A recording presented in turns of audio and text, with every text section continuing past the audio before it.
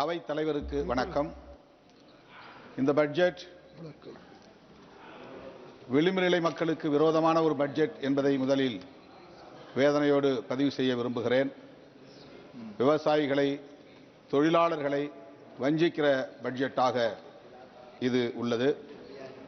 அது மட்டுமில்லாமல் தமிழ்நாடு உள்ளிட்ட இந்தி அல்லாத பிறமொழி பேசும் மாநிலங்களை குறிவைத்து பிஜேபி ஆட்சி இல்லாத அல்லது ஆள முடியாத மாநிலங்களை குறிவைத்து புறக்கணிக்கிற, வஞ்சிக்கிற ஒரு பட்ஜெட்டாக இருக்கிறது.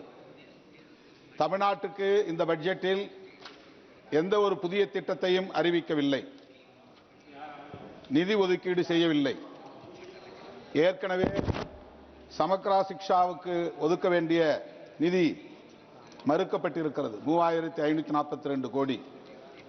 ஜல்ஜீவன் மிஷனுக்காக தமிழ்நாடு அரசு கோரிய 3100 கோடி மறுதளிக்கப்பட்டிருக்கிறது.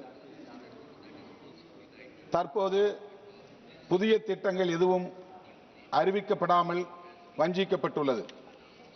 மாநிலங்களுக்கு வரி வருவாயில் நிதியை பகிர்வு செய்வதற்கு 16வது நிதிக்குழுவுக்கு மாநிலங்களின் சார்பில் விடுத்த கோரிக்கை 50% உயர்த்த வேண்டும் என்பதாகும்.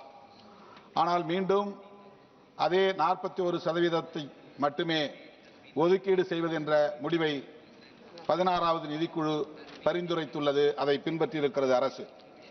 அதன்படி பார்த்தால் தமிழ்நாட்டுக்கு 4% மட்டுமே.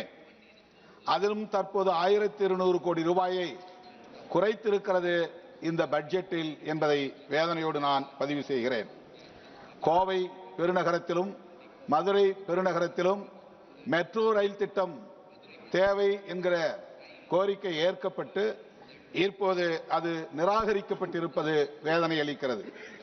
அதுபோல ஓசூர் மிக முக்கியமான ஒரு பகுதி, தருமபுரி அருகே உள்ள இடம், தொழில் வளர்ச்சி பெற்று வருகிற ஒரு பகுதி. அங்கே விமான நிலையம் மிக முக்கியமான ஒரு தேவை என்கிற கோரிக்கை முன்வைக்கப்பட்டது, அதுவும் நிராகரிக்கப்பட்டிருக்கிறது. தமிழ்நாடு வளர்ச்சியடைந்து விடக்கூடாது என்கிற உள்நோக்கத்தோடு இவ்வாறு செய்யப்படுகிறதா என்ற கேள்வி எழுகிறது.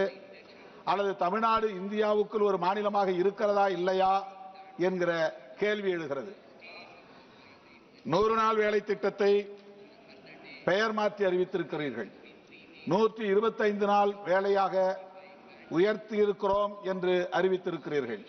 ஆனால் வளர்ச்சியடைந்த தமிழ்நாடு போன்ற மாநிலங்கள் அந்த 100 நாள் வேலை திட்டத்தை நடைமுறைப்படுத்த முடியாத அளவுக்கு அதற்கான விதிமுறைகளை, வரையறைகளை திருத்தம் செய்திருக்கிறீர்கள்.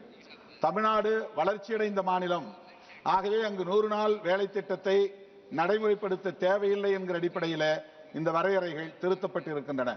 கல்வியிலே, சுகாதாரத்திலே, தொழில் வளர்ச்சியிலே இன்றைக்கு இந்தியாவிலேயே முதல் மாநிலம் என்கிற தகுதியை பெற்றிருக்கிற ஒரு மாநிலம் தமிழ்நாடு.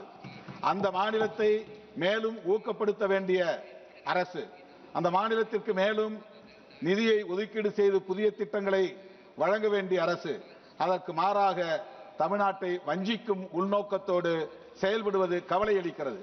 பீகாருக்கு தேர்தல் நடந்த போது புதிய புதிய திட்டங்கள் பீகாருக்கு அறிவிக்கப்பட்டது. ஆயிரக்கணக்கான கோடி நிதி ஒதுக்கீடு செய்யப்பட்டது. ஆனால் விரைவில் தமிழ்நாட்டிலே தேர்தல் நடைபெற உள்ளது.